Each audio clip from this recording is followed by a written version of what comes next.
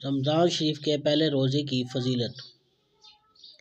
خدائے رحمان عز و جل کا کروڑ احسان کہ اس نے ہمیں ماہ رمضان جیسی عظیم الشان نعمت سے سرفراز فرمایا۔ ماہ رمضان کے کیا کہنے، اس کی ہر گھڑی رحمت بھری ہے۔ رمضان المبارک میں ہر نیکی کا ثواب 70 گنا یا اس سے بھی زیادہ، نفل کا ثواب فرض کے برابر اور فرض کا ثواب 70 گنا کر دیا جاتا ہے۔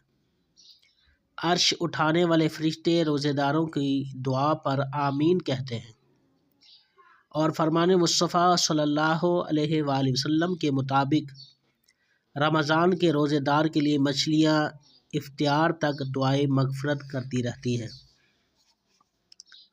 اللہ عز و جل کے محبوب صلی اللہ علیہ وسلم کا فرمان عالی شان ہے، روزہ عبادت کا دروازہ ہے۔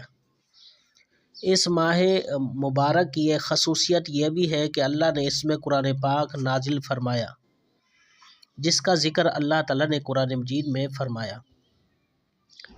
شہر رمضان الذی انزل فیہ القرآن ھدی للناس، رمضان کا مہینہ جس میں قرآن اترا، لوگوں کے لیے ہدایت اور رہنمائی اور فیصلے کی روشن باتیں۔ تم میں جو کوئی یہ مہینہ پائے ضرور اس کے روزے رکھے، اور جو بیمار یا سفر میں ہو اتنے روزے اور دنوں میں۔ اللہ عز و جل تم پر آسانی چاہتا ہے، تم پر دشواری نہیں چاہتا، اس لیے کہ تم گنتی پوری کرو، اللہ کی بڑائی بولو اس پر کہ اس نے تمہیں ہدایت کی اور کہیں تم حق گزار ہو۔ رمضان یہ رمضن سے بنا ہے، جس کا معنی ہے گرمی سے جلنا، کیونکہ جو مہینوں کے نام قدیم عربوں کی زبان سے نقل کیے گئے، اس وقت جس قسم کا موسم تھا اس کے مطابق مہینوں کے نام رکھ دیے گئے۔ اتفاق سے اسی وقت رمضان سخت گرمیوں میں تھا، اس لیے اس کا نام رمضان رکھ دیا گیا۔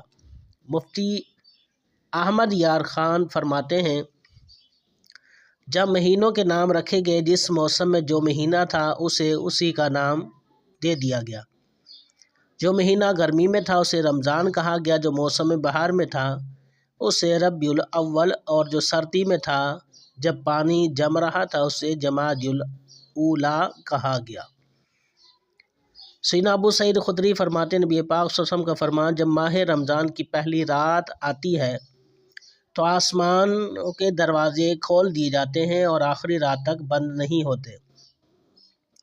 جو کوئی بندہ اس ماہ مبارک کی کسی بھی رات میں نماز پڑھتا ہے، اللہ کے عز و جل اس کے ہر سجدے کے عوض بدلے میں 1500 نیکیاں اس کے لیے جنت میں سرخ یاقوت کا گھر بناتا ہے۔ جو کوئی ماہ رمضان کا پہلا روزہ رکھتا ہے اس کے پچھلے گناہ بخش دیے جاتے ہیں، اور اس کے لیے صبح سے شام تک 70,000 فرشتے دعائے مغفرت کرتے ہیں۔ رات و دن میں جب بھی وہ سجدہ کرتا ہے، اس کے ہر سجدے کے بدلے میں جنت میں ایسا درخت لگایا جاتا ہے کہ اس کے سائے میں گھوڑے 500 سال تک چلتا رہے تو کافی ہو جائے۔